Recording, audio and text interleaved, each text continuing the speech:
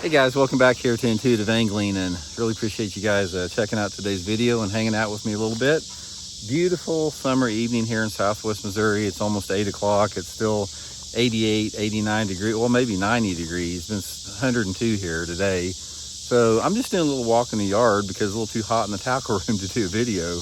And what I want to do today, a little bit different video. I've had, about 2 months ago, I posted this one clip of me running this oxbow on the Mississippi River, back on the FLW tour a long time ago. I had a lot of people ask me about that particular tournament and some on the Mississippi in general. And I want to tell you guys, I got a story for y'all. This is the most, out of all of the tournament fishing I've done and all the experiences I had in bass fishing, which has been being in a bunch of classics and Forest Wood Cups and winning tournaments and fishing all over the country, there is one tournament that stands out above all else on what happened in this tournament that's sort of, in line with what you guys saw about running those oxbows in the Mississippi River. So I've got a story time. I want to tell you in detail about what happened in this particular tournament. I think you guys are going to really like it here. Also, guys, before we get started, man, just a quick thank you to everybody. Thank you very much for everybody that's been supporting Intuitive Angling here, subscribing to the channel, man. If you guys have been subscribing to the channel, really appreciate that. If you're liking the videos and commenting on the videos, and especially if you're hyping those videos with that hype button, that really helps the video distribution. Appreciate that. And also, guys, thank you very much for everybody that you guys hear me talking about using all my Tackle Warehouse links and the links in all my video descriptions. Really appreciate everybody that's been doing that. YouTube, they really hit the creators hard about a year ago. And so YouTube creators really rely a lot on their affiliate links. So if you hear one of your favorite YouTubers talk about using affiliate links, that's a great way to support the content since YouTube's really cut back on their compensation of the creators. So I really appreciate that. Okay, guys, I'm going to tell you about this tournament here. This was unbelievable. It doesn't matter how long I live, I'll never forget this particular tournament. We were fishing, it was a FLW tournament. I believe it was 2001 on the Mississippi River this was out of Memphis, Tennessee. If you guys have ever driven over Memphis, it was right there at the Highway 40 bridge, where you got the big Bass Pro Shop pyramid up there. The tournament was literally out of that, right there where the pyramid is. So downtown Memphis on the Mississippi River is where we launched at. And I'd fished quite a few tournaments throughout the Mississippi River. I fished a bunch of them up north, like in, pool 7, 8, and 13 up there in Illinois. Excuse me. And I fished several down by Mississippi, like Greenville, Mississippi, but we'd never fished out of Memphis before. So I wasn't familiar with this section of the river. The place that we fished out of before was like 250 miles south of there, down the Mississippi River. So anyway, I had 3 days to practice in this tournament. And first 2 days of the tournament, I was trying to fish some little oxbows off the river, within 20 or 30 miles of the takeoff. Didn't do any good at all. And I caught like one fish. And so anyway, I got back to the hotel room that night where I was staying. And it's like, man, I got one more day of practice. I got to figure out something I'm going to do different. And the only thing that I knew that I could possibly do is I fished that FLW championship a few years before out of Greenville, Mississippi. And this place that I fished, I believe it was called Lake Whittington, I think was the name of it, or one of those lakes down there. But anyway, it was down, 200 miles, past where I was at right now. It was literally 200 miles south of where we were launching out of. So anyway, it's like, I got nothing to lose. I'm going to go down there to that lake because I caught him pretty good in that tournament. And I'm just going to drive down there and see if there's a launch ramp in that little lake. It was an oxbow off the main river, and just see if I can, get any bites. So anyway, I got up real early in the morning, like 3 o'clock in the morning, and I drove for 200 miles in my truck. Drove 200 miles down to this lake down there, found a ramp, and I put my boat in the water. And when I put my boat in the water, it's like, it looked so good. It's like the water was high. It was flooded up, and there was a bunch of willow trees in there. And there was about probably 3 foot of water in the willow trees. And there wasn't anybody in there. I didn't see another boat in there. So anyway, I pulled out my flipping stick. I had 30-pound mono line. I had a 1/2 ounce blackened chartreuse jig, just my old school black with the number 1 pork frog on it, 30-pound line with a pork frog, and I started flipping willows. Guys, in the first, it was probably, I don't know, probably that first hour that I was in there, I shook off. I caught one about 4 pounds right off the bat. I bent my hook over on the jig, and I probably shook off 30 fish in an hour. I could tell they were big ones.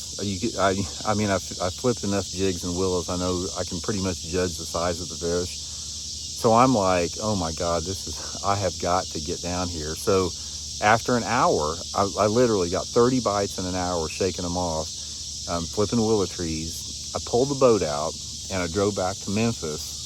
And I got a gazetteer, like a gazetteer that covered that area of the Tennessee and everything. And I took a piece of string and on the gazetteer, I laid out this string. This was before GPS. You got to understand. This was before any technology that I had. So anyway, I laid out this particular string on there, string and everything there, and I calculated it up after putting the string out.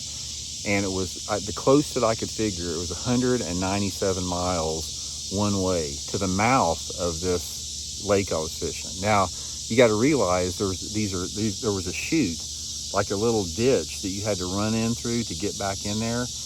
And I had no idea. I'd never been in the chute, so I had no idea, how long the chute was or if I could get through it. I just had to take it by chance that I could do that. And so I calculated it up and say, okay, it's 100.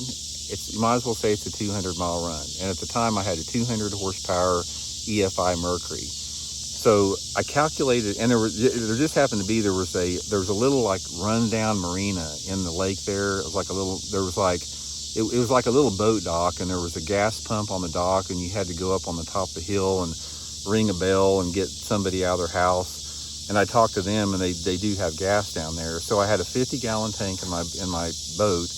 And I calculated it up that I needed probably about another 25 or 30 gallons to make it down there one way. So this was before there was any gas can rule. So I went into Walmart that night and I bought, I bought 5 6-gallon containers. And I bought a bunch of ratchet straps, filled up all those gas cans, and I set them on the back deck of the boat and tied them down with ratchet straps. And that next morning made the run down there. I'd never been down there before. Didn't know what I was getting into. So I run down there, and this was a epic run, to say the least, because I don't know if you guys have ever, a lot of you guys probably haven't. If you've never run the Mississippi River, it's one of the most dangerous bodies of water I have ever seen to run. You've got wing dams that are everywhere that are barely under the water. There's floating debris in it. There's big whirlpools in the river. In fact, I went through one whirlpool that was probably 20 foot in diameter, wide open. I got right up on top of it before I saw it. Went down maybe 3 or 4 feet into the thing and shot up the other side of it, all the way down there running that far. And I get down there, and the first thing that I did when I went there is I went over to and I had to stop once to put all my gas in because I ran out of the gas, about halfway down there, a little bit farther. So I had to stop and I put all the gas, from the 6-gallon cans into my boat, got down there, ran the chute, got to the marina, it wasn't a marina, it was like a dock, and gassed my boat up, got gas, I gassed the tanks up and everything, and I looked at my watch and I had 45 minutes to fish.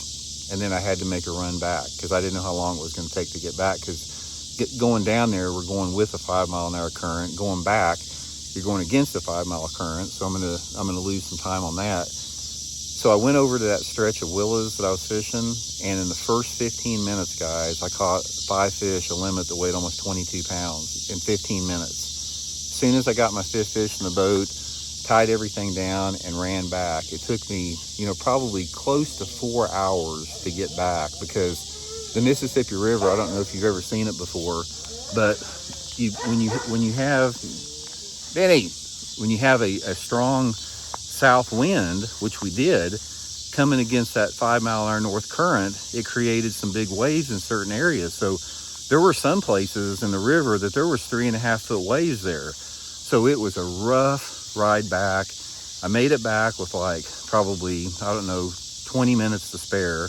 and I was leading the tournament after the first day. So at this point, it's like, I knew I'm going to win this tournament if I can just get there. I mean, there was no doubt in my mind. I didn't even touch the fish that were there. But the big thing behind it was if I could get there or not. So the same thing, I went through the same, rigmarole the second day. And the second day, I drew my buddy out. The first time we'd ever fished together, my buddy, Sergeant Major, Army Ranger Sergeant Major Rodney Schmolax. That's where we met at. Rodney was my second day partner. So I told him what the deal was and everything. Got everything, made the run down there, got down there, and same deal. Went through the whole gas thing, did everything, went over to my willow tree stretch. I was there for 15 minutes and caught a limit that weighed almost 18 pounds. And the wind was coming up pretty hard at that point. And I told Rodney, Rodney, if I can just get back, I'll be leading the tournament, I'm sure, with these fish here. We could probably fish another 30 minutes, but it would be cutting it close. I go, what do you want to do? He said, let's go back right now. You got a good bag. So we headed back, and guys, this run back, the wind was blowing like 30 miles an hour that second day. And it was freaking miserable. It was like, we had 4.5 hours to get back. That's how much time I left it. So we're running back, and it's like the water was super rough and so rough you had to slow down to like 15 or 20 miles an hour. And I got about 100 miles into the run, which maybe halfway there. And I'm looking at the clock, and it's like, this is going to be close if I can make it back or not. I don't know if I can make it back. So I'm running as fast as I can, as hard as I can. Rodney's holding on. And we get about probably, I would guess, 2 miles away from the takeoff, where the weigh-in was. And all of a sudden, my motor blows on my boat. So it's like something happened, it blew, and it would idle forward, but it wouldn't get up on plane. And I'm looking at my clock, and I'm getting out of time. It's like I don't have much time left, just a few minutes. So there happened to be a river channel buoy out in the middle. I idled over to that, tied up, and about the same time, here comes Rick Clunt. And Rick pulls over with me, ties up to me. I get my fish, put them in Rick's live well. We run back to weigh-in, and we made it back to weigh-in with probably about 20 seconds left. We barely made it back. So at this point, I'm just a live nerve ending because the stress from this run has just consumed me. And it's like, it was so rough coming back. Rodney, my buddy, he had blisters on his butt. He was holding on so hard and there was so much force on it. So he literally had blisters on his bottom from that 200-mile boat run. And at this point, I took a pillow out of my hotel room and put it down there because it was so long and so rough of a ride. So anyway, the next day of the tournament is the top 10. They cut the field down to the top 10. So I'm in the top 10. I'm still leading the tournament after the second day, leading it going into the top 10 day. And they had those identical boats. Everybody had to fish out of the same boat. They had top 10 boats, and we had a camera boat with us. So I get into this boat there, and it's like the camera boat was going to meet us down there. And I make the run down there with it. I do the same thing with the gas can. And I get about probably, 3 or 4 miles away from the entrance of the chute where I'm fishing, and the motor blows on that boat that I'm in. So I'm like, son of a bitch. I said, my worst fear has happened. It's like, this is my tournament to win, and this dang motor's going to blow on the thing. So anyway, I messed around there, couldn't figure out what the deal is.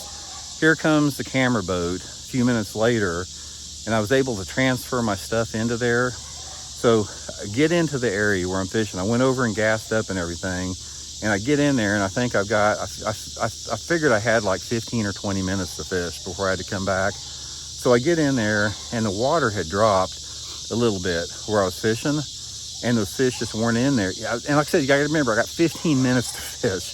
I caught one decent one right off the bat, and then fished another 10 or 15 minutes and caught a couple shorts and had to run back in with that. So that, guys, was the most unbelievable tournament I have ever fished in my life. You talk about something stressful and memorable.